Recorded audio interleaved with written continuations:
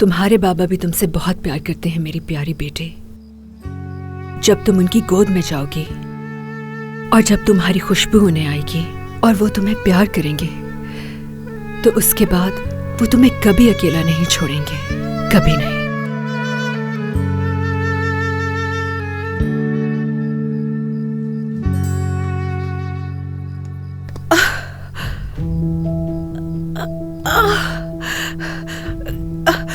खाला, खाला,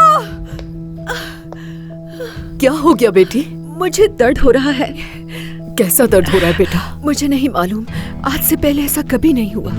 तुम सब्र करो, मैं मोहल्ले में से किसी को बुलाकर लेकर आती हूँ। नो नो नो नो, हमें दाऊद साहब को बुलाना है। उन्होंने कहा था कुछ भी हो तो उन्हें बताना है।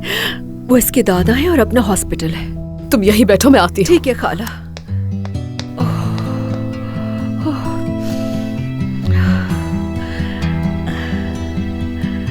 कुछ देर और बेटी, बस थोड़ा सा और सब्र कर लो, फिर हम दोनों साथ होंगे।